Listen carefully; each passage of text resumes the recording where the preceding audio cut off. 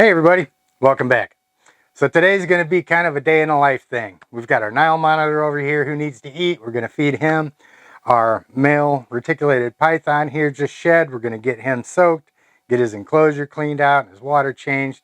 And we're also going to talk, while we're doing all this stuff, about positivity and negativity in the reptile industry. There's a lot on both sides. There's a time and a place for everything. And I think it's just something we need to talk about. So hang on. We'll talk about that while you can watch me clean his enclosure today on Intrepid Exotics.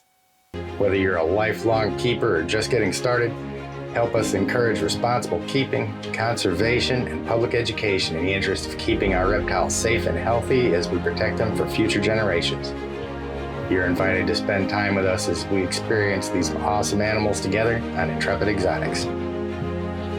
So we're going to do some feeding here with Niles real quick before we get started with Tigger. What do you think, bud? Ready to eat?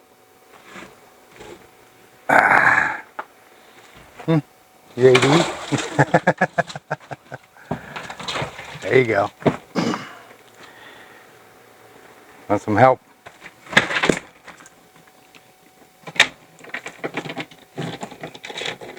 Get your butt up there. There.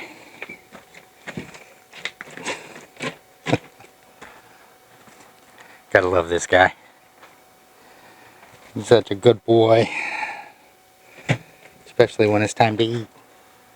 Now I'm sure you guys will notice the whole time I'm doing this, Apollo here is just going to be right in my face because he just got cleaned out and he still wants to come out and mess around. But I'm just going to go ahead and get Tigger taken care of. He is a 16-foot male purple tiger reticulated python. And for anybody that keeps retakes, you know, a lot of times their sheds tend to be pretty much like confetti. You know, I keep the water in there big enough for him to get into, but sometimes it's just not enough to give him a really good shed.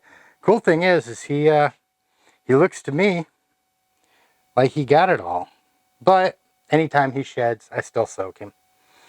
So, what you doing, bud? You ready to come out? You ready to come out? All I'm doing here is just giving him time to realize that the door is open and it's time to come out and be handled.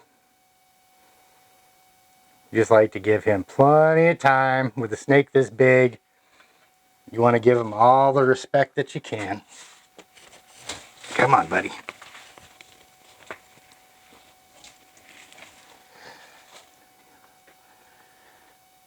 There you go. See?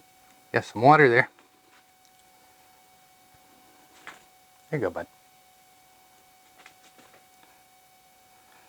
Just gonna let him really calmly go in, do his own thing. Get in there, bud.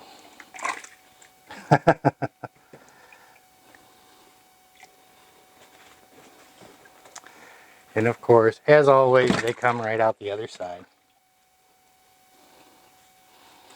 Come on, buddy. There you go.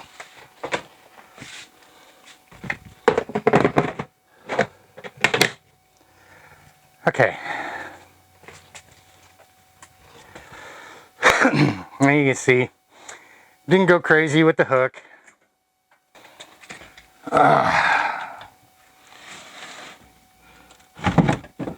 This is always the part of cleaning that I hate, is messing with the doors. My biggest nightmare is dropping one of these things on the concrete.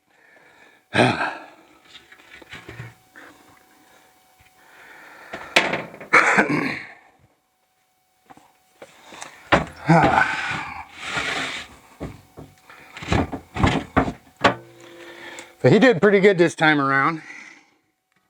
He's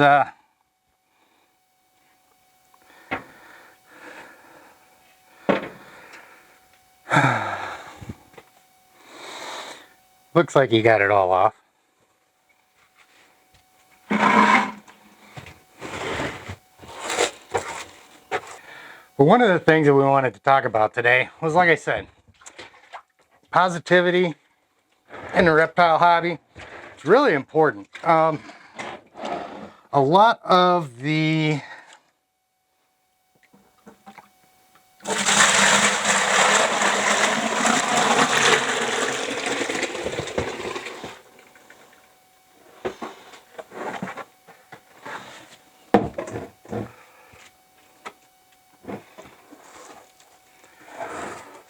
work that we do here really leans heavily onto public education stuff and working on breaking some of the myths around our animals. You know, they get some bad press just because of the fact that they're, you know, snakes.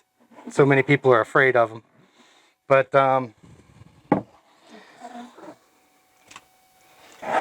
I think we kind of got to do our best not to shoot ourselves in the foot while we're working on improving the hobby. And what I mean by that is, for instance, like with my channel, I've got about 200 videos that I've put out so far. And of those, I can pretty much count on one hand the ones that were really negative. As far as about keepers and things like that, there's a couple of them that have came out that definitely needed to be addressed, but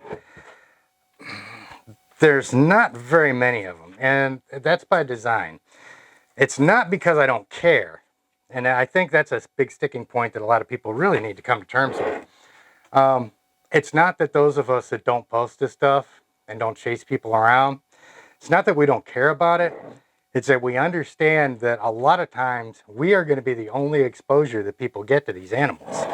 Especially for somebody like myself who goes out and sets up public education events and things like that. You know, we're working with summer camps and museums and all this stuff.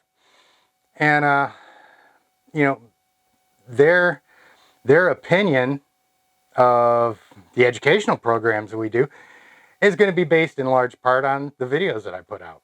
So if they're tuning in and they're checking out videos and all they see is me going after somebody or me putting on display bad husbandry and stuff like that, or animal cruelty, all this, all of this is stuff that needs to be addressed.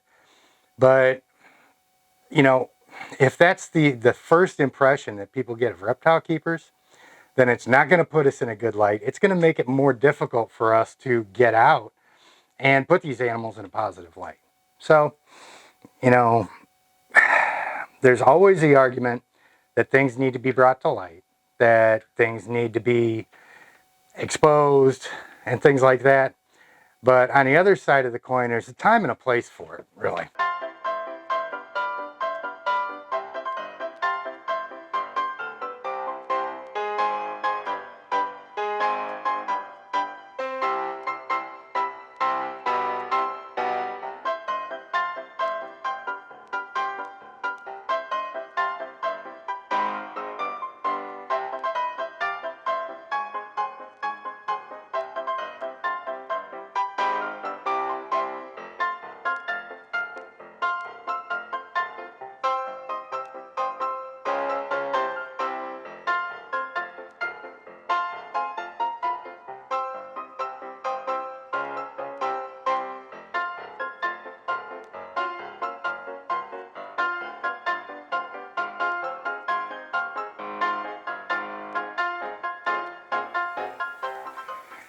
Okay, so you guys see enough of my face. So we're going to put this down on him so we can check him out. Make sure he's all good to go. You good, buddy? Come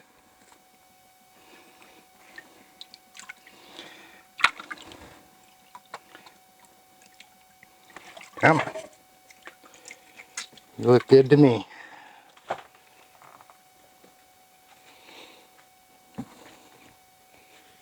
There, bud. A nice clean house. Come on. Come on, get on in there.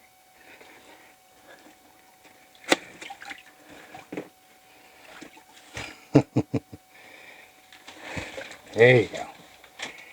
There you go, bud. So I definitely got to get Apollo out of here. If I don't, he's just going to continue with the guilt trip, even though he was out already. Come on, bud. Come on, come on. Come on, come see me. I don't recommend doing this with your large constrictors at all. You seen how I hooked Tigger when I brought him out.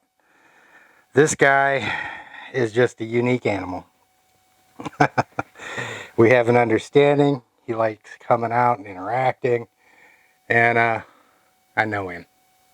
And this is probably one of the most trustworthy animals that I've got right here. Such a sweet boy.